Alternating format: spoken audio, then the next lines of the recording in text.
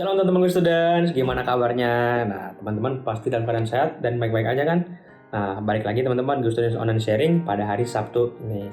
Nah, teman-teman, hari ini aku mau sharing sedikit tentang kuat di dalam Tuhan.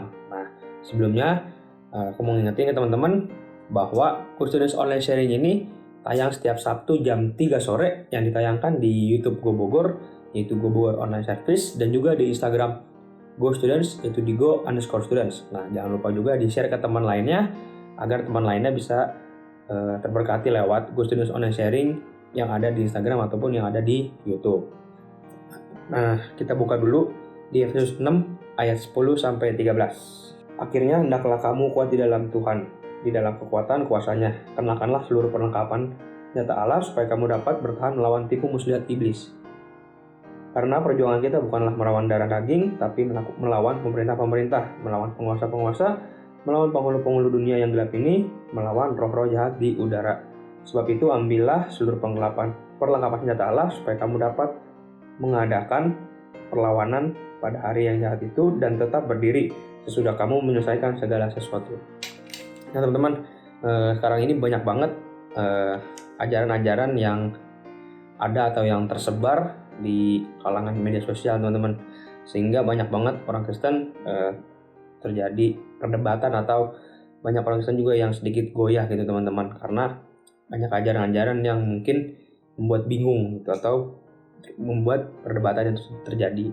Kita sebagai murid Tuhan itu tentu harus mempunyai cara untuk tetap teguh atau tetap kuat sejalan dengan firman Tuhan. Nah, ada 3 cara teman-teman. Yang pertama itu kita harus selalu membaca firman Tuhan. Ada di Matius 4 ayat 4. Tapi Yesus menjawab, ada tertulis manusia hidup bukan dari roti saja, tetapi dari setiap firman yang keluar dari mulut Allah.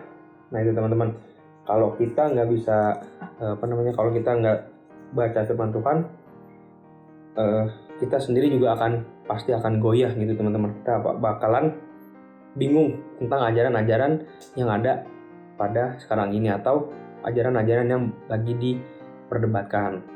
Nah, yang kedua itu tumbuh di dalam gereja lokal teman-teman. Nah, ada di Ibrani 10 ayat 25. Janganlah kita menjauhkan diri dari pertemuan-pertemuan ibadah kita seperti dibiasakan oleh beberapa orang. Tapi marilah kita saling menasihati dan makin giat melakukannya menjelang hari Tuhan yang mendekat.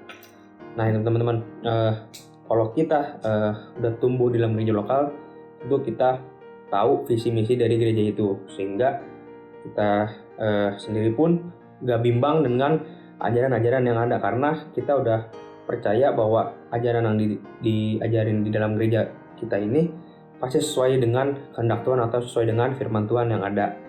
Lalu yang ketiga itu adalah komunitas. Nah itu ada di Roma 14 ayat 15. Sebab itu marilah kita mengajar apa yang mendatangkan damai sejahtera dan membangun dan yang berguna untuk saling membangun. Nah ini udah jelas banget teman-teman bahwa kita harus mempunyai komunitas yang sehat atau komunitas yang ada di dalam Tuhan, karena kita bisa saling sharing satu sama lain, kita saling bisa cerita satu sama lain tentang kehidupan kita. Jadi kita pun nggak bingung kalau misalnya kita ada kebingungan dalam ajaran-ajaran yang ada sekarang ini. Nah aku sendiri udah ngalamin banget teman-teman kalau kita harus membaca firman Tuhan, lalu tumbuh dalam gereja lokal, sama pentingnya ada komunitas yang sehat dalam Tuhan, karena itu sangat-sangat membantu kehidupan secara nggak langsung gitu teman-teman. Nah tadi ada 3 cara untuk kita tetap teguh atau kuat dalam kekuatan Tuhan atau supaya kita nggak goyah dalam ajaran-ajaran yang ada. Yang pertama itu membaca firman Tuhan,